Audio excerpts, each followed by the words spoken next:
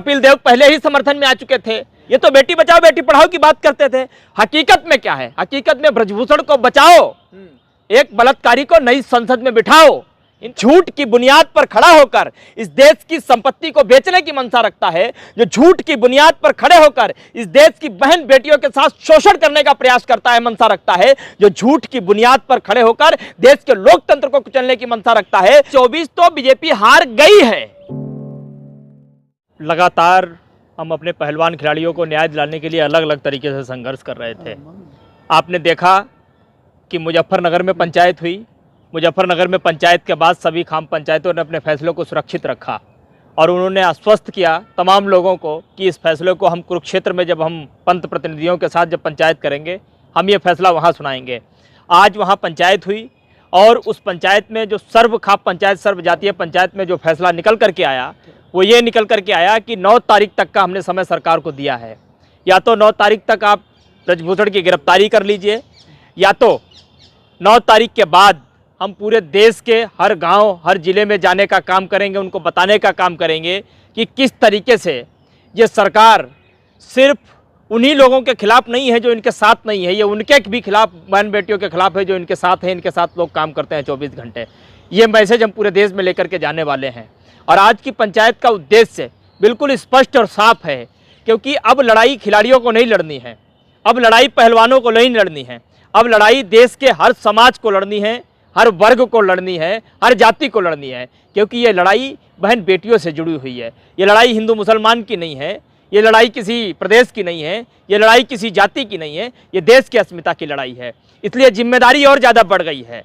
चाहे वो पत्रकार हो, चाहे वो साहित्यकार हो, चाहे नेता हो, चाहे किसी पार्टी का हो, सबकी जिम्मेदारी बन गई है कि हर चीज़ को भुलाकर, हर गिले शिकवों को भुलाकर इनके साथ बहुत मजबूती के साथ खड़े होने की ज़रूरत है। और आज का फैसला इसी बात की ओर संकेत करता है और ये हम बहुत जल्द आपको करते हुए दिखाई देंगे। 9 तारीख तक का समय है सरकार के पास। यदि 9 तारीख तक वो ब्रजभूषण को गिरफ्तार करती है या गिरफ्तार करने के संकेत देती है तो हम मानेंगे, अदरवाइज फिर इस देश में एक आंदोलन की ओर, आंदोलन करने की ओर हम यहाँ से आगे की ओर प्रस्थान करेंगे। ब्रजभूषण शरण सिंह कह रहे हैं आप लोग इमोशनल कार्ड खेल रहे हैं, हरिद्वार गए थे मेडल बहाने और आप लोगों ने नहीं किया है। देखिए अब हम ब्रजभूषण की अगर बात हम सुनने लगे तो फिर हो गया हमारा आंदोलन, दिला सके हम बेटियों को न्याय। यहाँ तक कि आज बीजेपी के आला हाईकमान ने ब्रजभूषण को नसीहत भी दी है कि कम से कम अपनी जबान पे कंट्रोल रखो। जब जब आप मुंह खोलते हो, अनर्गल बोलते हो, उल जलूल बोलते हो और लगातार शोषण तो तुमने एक बार किया होगा, लेकिन अपने बयानों के माध्यम से तुम इन पहलवान खिलाड़ियों समेत हिंदुस्तान की तमाम बहन बेटियों की बार बार शोषण करते हुए आए हो, बार बार उनको लज्जित करते आए हो, अपमानित करते हुए आए हो। इसलिए आलाकमान ने नसीहत दी है। मैं समझता हूं ब्रजभूषण समझदार होंगे तो अपने मुंह पर ताला लगा करके रखेंगे, अपने मुंह को बंद रखेंगे। आपने बात राकेश टिकैत की राकेश टिकैत एक किसान संगठन के प्रतिनिधि हैं, उसके सर्वे सर्वा हैं और हिंदुस्तान के तमाम वर्ग, तमाम दल, तमाम सेना, तमाम किसान संगठन, इनके जो प्रतिनिधि, इनका काम क्या होता है? इनका काम होता है कि जब भी किसी के भी साथ कोई जातीय होती है, किसी के साथ कोई अत्याचार होता है, तब इनका क्या काम है? इनका काम है हर चीज को भुला करके पहले, सबसे पहले उनको न्याय दिलाने के लिए उनके साथ कंधे से कंधा मिलाकर खड़े होना, उनकी आवाज को मजबूत करना। और वो काम राकेश टिकैत कर रहे हैं। और नरेश टिकैत ने जो काम हरिद्वार में जाकर के किया, मैं समझता हूं कि एक इंसान के तौर पर वो मिसाल है, एक काबिलिय तारीफ है कि कम से कम एक शख्स गया किसी तरीके से हाँफते दौड़ते भागते हुए 1.5 घंटे के अंदर उन्होंने उन बच्चों को उन मनोस्थिति से बाहर निकाला कि हिंदुस्तान में अभी भी कुछ लोग हैं जो तुम्हारी लड़ाई लड़ने को तैयार हैं। तुम इस स्थिति में नहीं हो कि तुम अपने मेडल बहा दो और हार करके तुम इंडिया गेट पे बैठने का निर्णय ले लो कि अब तुम्हारी लड़ाई लड़ने वाला कोई नहीं है। अभी भी इस देश में लोग बचे हुए हैं। वो अलग बात है कि दुष्प्रचार के चलते, भ्रामिक प्रचार के चलते लोग भ्रमित हो गए, लोग पार्टियों में बट गए, लोग दलों में बट गए और दलों और पार्टियों में बटने से लोग इतना तक भूल गए कि ये लड़ाई हमारी बहन बेटियों की, किसी जाति की लड़ाई नहीं है। और वैसे भी जिन बहनों की लड़ाई बीते 40 दिनों से लड़ी जा रही है वो किसी एक घर की, किसी एक प्रदेश की बेटी नहीं है, क्योंकि मेडल उन्होंने देश के लिए जीता है। उनको मेडल बाद में मिला है, देश को मेडल पहले मिला है, तो वो देश की धरोहर है और देश की धरोहर की लड़ाई तो पूरे देश को मिलकर के लड़नी चाहिए ना। और वो काम हम कर रहे हैं, और वो उस काम को करने में यदि कोई सवाल खड़ा करता है, मैं समझता हूं वो बहन बेटियों का प्रेमी नहीं हो सकता, उनके न्याय का पक्षधर नहीं होता, और वो अपने घर में भी वो न्याय नहीं चाहता होगा अपनी बहन बेटियों के साथ जो इस तरीके की बात करता है। 1983 के क्रिकेट वर्ल्ड कप जीतने वाली जो टीम है उसने भी समर्थन कर दिया है। देखिए, कपिल देव पहले ही समर्थन में आ चुके थे, और आज मैंने देखा कि पूरी की पूरी विश्व विजेता टीम जो 1983 के वर्ल्ड कप चैंपियन की थी, आज पूरी टीम ने समर्थन किया। तमाम खिलाड़ियों ने, वीरेंद्र सहवाग, नीरज चोपड़ा, तमाम ऐसे खिलाड़ी हैं, धीरे धीरे करके लोगों ने समर्थन करना शुरू किया। और यहां तक कि सुषमा स्वराज की बेटी, वो इन बेटियों के पक्ष में खड़ी है। वो कह रही है कि इन बेटियों को न्याय किसी भी कीमत पर मिलना चाहिए। कल मैं द्रौपदी मुर्मू जी का एक बयान सुन रहा था, वो बयान में कह रही थी कि न्याय तो इन्हें मिलना ही चाहिए। वो प्रेशर में कह रही थी, और इतना तक उन्होंने संकेत दिए कि पहले कुछ चीजें हमारे पास आती थी, वो डायरेक्ट पहुंच जाती थी, लेकिन अब हमारे पास नहीं पहुंचती हैं, पता नहीं क्या कारण है।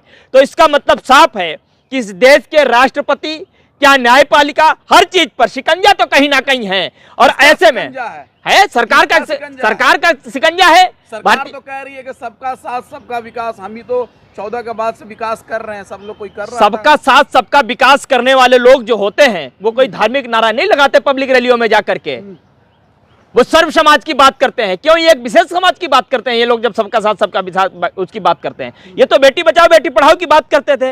हकीकत में क्या है? हकीकत में ब्रजभूषण को बचाओ, एक बलात्कारी को नई संसद में बिठाओ, इनका तो नारा ये है। जो महिला सम्मान की बात करते थे, वो तो महिलाओं को सरेआम सड़क पर घसीटते हैं। कौन सी बात कर रहे हैं आप? बेसिकली इनका जो नारा था सबका साथ सबका विकास, उसकी हकीकत यह है कि अत्याचारियों भ्रष्टाचारियों का साथ, बलात्कारियों का विकास, और बाकी जनता का सत्यानाश करने का काम भारतीय जनता पार्टी और आरएसएस ने जो 9 साल में किया है वो जग जाहिर है, सब जान रहे हैं। बेमिसाल कह रहे हैं और आप कह रहे हैं 9 साल में सत्यानाश हुआ है। भाजपा कह रही है 9 साल बेमिसाल। आप बिल्कुल ठीक कह रहे हैं, 9 साल बेमिसाल। देखिए, जो झूठ की बुनियाद पर खड़े होकर के काम करने की मंशा रखता है, झूठ की बुनियाद पर खड़े होकर के हिंदुस्तान को गुमराह करने की मंशा रखता है, झूठ की बुनियाद पर खड़ा होकर इस देश की संपत्ति को बेचने की मंशा रखता है, जो झूठ की बुनियाद पर खड़े होकर इस देश की बहन बेटियों के साथ शोषण करने का प्रयास करता है, मंशा रखता है, जो झूठ की बुनियाद पर खड़े होकर देश के लोकतंत्र को कुचलने की मंशा रखता है, जो झूठ की बुनियाद पर खड़े होकर इस देश के संविधान को जलाने का, उसकी प्रतियों को फाड़ने की मंशा रखता है, तो वो तो कहेगा ही 9 साल बेमिसाल, क्योंकि वो जो करना चाहते थे वो करते हुए सफल दिखाई दे रहे हैं। जिस तरीके से संसद का उद्घाटन किया, संसद का मतलब जानते हो आप? संसद वो स्थान होता है जहां देश के हर वर्ग, हर समूह, हर दल, हर जाति के लिए फैसले लिए जाते हैं।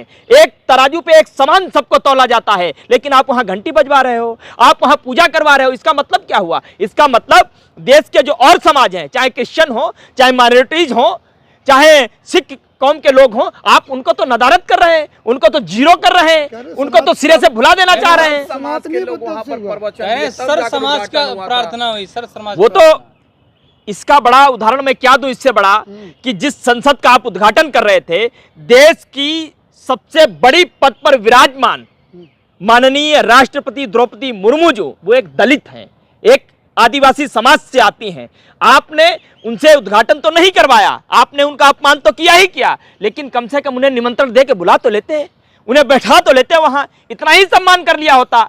लेकिन आप सोचिए, जो मानसिकता एक दलित को संसद भवन में बुलाने से दलित को अपवित्र होने जैसी सोच रखती हो, वो क्या सर्व समाज की बात करेगी? क्या सर्वधर्म संभाव की बात करेगी? आपको समझ में नहीं आता।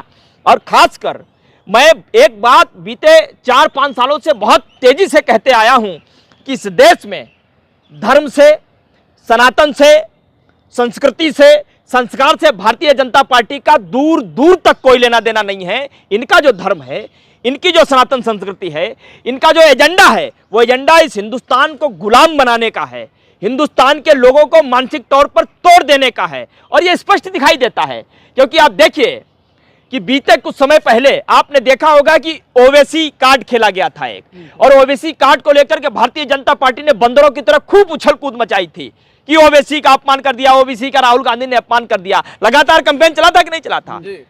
जंतर मंतर की इन्हीं सड़कों पर देश की सर्वोच्च शिखर, देश का गौरव 36 दिनों तक सड़कों पर बैठा रहा। वो किस समाज से आती थी? ओबीसी समाज से आती थी। इतनी ही चिंता और इतनी ही फिक्र आपको थी तो क्यों नहीं सुन ली थी जाकर बात ने? आपने उसी ओबीसी समाज की बेटी की, ये मैं तब कह रहा हूं, मैं कहना नहीं चाहता हूं, लेकिन इनकी सोच से रिलेट करके आपको बता रहा हूं। वो ओबीसी समाज की बेटियों को जिस दिन सदन का उद्घाटन आप कर रहे थे, उसी दिन उन बेटियों को अपने इस खाकी वर्दी से सड़कों पर घसीटने का काम कर रहे थे। आपको शर्म नहीं आती तो पैसे की? दोहरा चरित्र इस देश में, दोहरे मापदंड इस देश में जिस तरीके से नरेंद्र मोदी और उनकी मंशा ने इस देश में कायम करने के प्रयास किए हैं, उसने इस देश की संस्कृति को छिन्न भिन्न करने का काम किया है। ये बात जितनी जल्दी हो उतनी जल्दी इस देश के लोगों को समझ जानी चाहिए। अदरवाइज आपको मालूम है कि हिंदुस्तान में अंग्रेजों ने इतने लंबे समय तक शासन कैसे किया? लोगों को तोड़कर ही तो किया। जाति को जाति से लड़ाया, धर्म को धर्म से लड़ाया, प्रदेश को प्रदेश से लड़ाया, भाई को भाई से लड़ाया, तभी तो इतना लंबा राज कर पाए। और उसी नीति को लेकर के चल रहे हैं। क्यों? क्योंकि भारतीय जनता पार्टी जो आज की है, 2002 के पहले भारतीय जनता पार्टी एक अलग पार्टी थी। इसके बाद की जो भारतीय जनता पार्टी है, इसके बाद की जो आरएसएस की नीति है, इसमें तो खून तो अंग्रेजों का ही है। ये तो उन्हीं के तो दलाल हैं, पैसा तो उन्हीं से लिया है, सोच तो उन्हीं की है, शिक्षा तो वहीं से लेकर के आए, ट्यूशन तो इनकी वहीं हुई, क्लासेस तो इनकी वहीं हुई। तो जहां से ये क्लासेस लेकर के आए, ट्यूशन लेकर के आए, शिक्षा लेकर के आए, तो प्रचार प्रसार भी तो उसी मंशा के साथ करेंगे। अभी भी कह रहे हैं कि देश मजबूत हाथों में। देखिए, ये देश का दुर्भाग्य है कि एक तड़ी पार जिसके ऊपर न जाने कितने मुकदमे चले, जिसको गुजरात से बाहर कर दिया गया, जो जेल तक होकर के आया, जिसके ऊपर आपराधिक मामलों में मुकदमे दर्ज हुए, और वही आदमी जब इस देश का गृह मंत्री बनकर के बैठा है, देश की रक्षा करने की डोर देश के बच्चक ने जब अपने हाथों में थाम ली हो, तो मैं इसके आगे क्या सवाल करूं और क्या आपको मैं जवाब दूं? कोई बात नहीं रह जाती। अब ये सारे सवाल मैं इस देश की जनता के ऊपर छोड़ता हूं, फैसला आपके हाथ में है। सर, आखिरी सवाल चाहते हैं। राहुल गांधी जी कह रहे हैं कि अगर विपक्ष एकजुट हो जाए तो 2024 में मोदी सरकार हार सकती है। इसमें कोई दो राय नहीं है। क्या मतलब हार सकती है? इसमें कोई दो राय नहीं है। क्या 2024 तो बीजेपी हार गई है? हार गई है बीजेपी? बिल्कुल हार गई है। मैं ये इसलिए कह रहा हूं क्योंकि बड़े बड़े पत्रकार दिखा रहे हैं कि फिर मोदी सरकार 2024 में। अरे ये पत्रकार तो गिरगिट हैं। हाँ। चाहे आप अंजना ओम कश्यप की बात करो, रूबिका लियाकत की बात करो, चमन चोपड़ा की बात करो, गुल्लू देवगन की बात करो, ये तो गिरगिट की तरह रंग बदलते हैं। ये सुबह कुछ, दोपहर कुछ, शाम को कुछ, रात को 2 बजे कुछ होते हैं, जब 2-2 पैक लगा करके बैठते हैं वहां डिफेंड करने के लिए बीजेपी और आरएसएस को। तो इनकी तो भाषा ऐसी है। आप देखिए, एक ऐसा शख्स है इस हिंदुस्तान में, एक जिसका नाम राहुल गांधी है, जिसने पद का मोह किए बगैर, पार्टी जीते हारे उसका मोह किए बगैर, कुछ उसके पास रहे नहीं रहे उसका मोह किए बगैर, उसके ऊपर कोई मुकदमे हो, उसको जलील किया जाए, उसको बदनाम किया जाए, उसका मोह किए बगैर वो सागर से हिमालय की ओर चलता है। 5 महीने इस हिंदुस्तान में प्रेम की बयार बखूबी बहती रहनी चाहिए, ऐसा संकल्प लेकर के चलता है। इस हिंदुस्तान के जनते के मुद्दे सर्व प्रमुख होने चाहिए, हिंदुस्तान की बात सबसे पहली होनी चाहिए। यह संकल्प लेकर के जब वो चलता है, उसका प्रभाव आपको कर्नाटक में दिखाई देता है। और इस समय एक ही शख्स इस हिंदुस्तान में है जो हिंदुस्तान की राजनीति में जितनी भी समस्याएं उनको सबसे बखूबी समझने का यदि कोई काम कर सकता है, कर रहा है, उसका नाम राहुल गांधी है। और इसीलिए जिस व्यक्ति के बारे में यह कहा जाता था कि यह 18-18 घंटे काम करता है, मतलब 18 घंटे सोता नहीं है, आज हालत यह है कि राहुल गांधी के मुंह से एक शब्द निकलता है, 18 घंटे छोड़ो, उस व्यक्ति की 24 घंटे की नींद उड़ जाती है। यह प्रभाव है राहुल गांधी का। और इसीलिए राहुल गांधी कह रहे हैं कि तमाम दलों के जो लोग हैं उनको एक प्लेटफॉर्म पर आकर के एक मत होकर, एक स्वर में इस हिंदुस्तान में सबसे पहले उन लोगों को भगाने की जरूरत है, उनको हराने की जरूरत है जिन्होंने झूठ बोलकर, जुमले देकर इस हिंदुस्तान की सत्ता पर काबिज होकर के इस हिंदुस्तान की संस्कृति को तोड़ने का काम किया है, हिंदुस्तान की बुनियाद को हिलाने का काम किया। पहले हिंदुस्तान की बुनियाद तो बचे। राहुल गांधी की मौजूदगी में जो है खालिस्तानी के नारा लगे अमेरिका में, उसका जवाब कैसे दिया आपने सुना नहीं? राहुल गांधी ने क्या कहा? जोड़ो जोड़ो भारत जोड़ो, नफरत छोड़ो। एक ही बात तो वो कह रहा है। और ये पहली बार थोड़ी है, तमाम प्लांडेड तरीके से लोग उनके सामने खड़े होते हैं, लेकिन वो मुस्कुराता हुआ एक ही बात कहता है कि नफरत छोड़ो और भारत जोड़ो। और आप देखना कि 2024 में भारत पूरी तरीके से जुड़ा हुआ दिखाई देगा, इसमें कोई दो राय नहीं। खबरों में बने रहने के लिए फोरम 4 को सब्सक्राइब करें और नोटिफिकेशन पाने के लिए बेल आइकन दबाएं।